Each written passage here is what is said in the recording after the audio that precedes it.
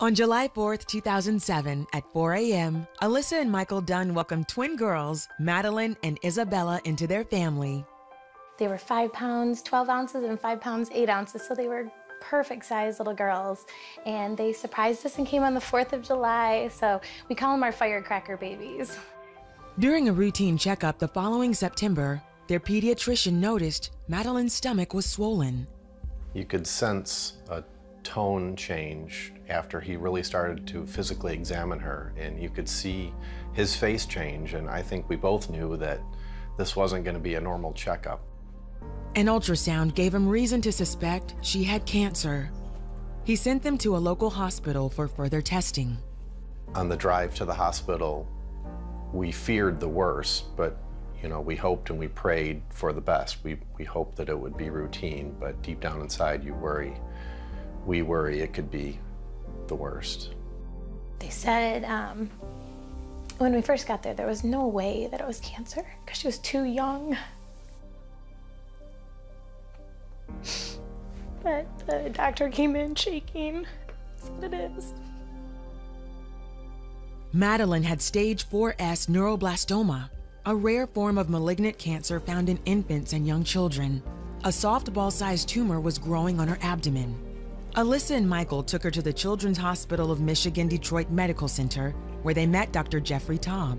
As he ran tests on Madeline, her twin Isabella caught his attention. My colleague and I had a bad feeling that something was not right. We asked, can we look at Isabella's abdomen? She went for an ultrasound immediately, and unfortunately we found that she had what looked like the exact same tumor that Madeline had. Dr. Taub said surgery could lead to major complications, so the best form of treatment would be chemotherapy, although that came with its own risks.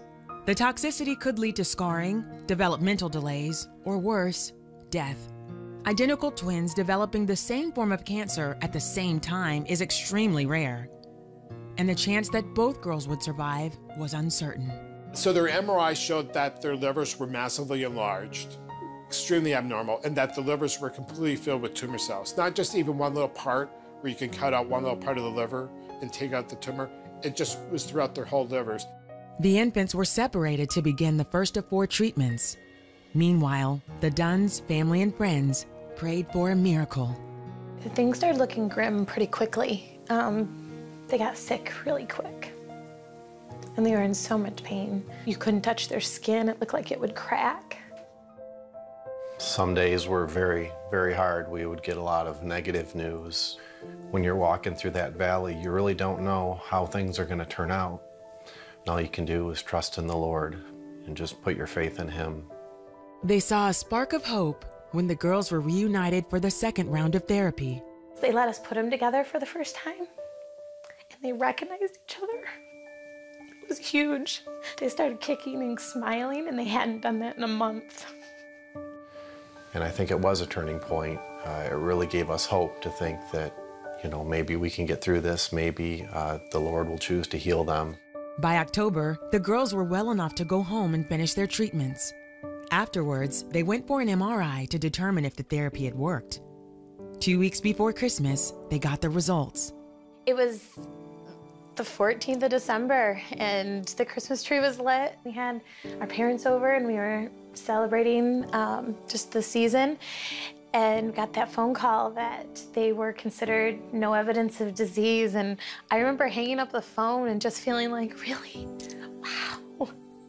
We made it. Our girls were healed. The Lord chose to heal them. This year, the girls will be celebrating another birthday, cancer-free.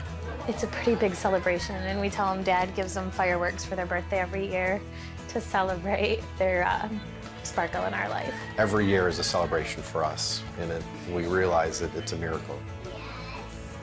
I think in a situation like this, which potentially could have been a tragedy, not only having one child with cancer, but 2 children at the same time developing cancer, the fact that they both recovered, are cancer-free, is a true miracle, and it's just really gratifying to see things like this happen. The twins' healing was definitely a gift from God. He blessed them and chose them to be healed through the hands of the doctors and the nurses. There's no other way it can be explained. they were given a small chance for survival. And for them to come through and be as well as they are today, it was a miracle. There's no doubt in my mind it was a miracle. Say it. Say it.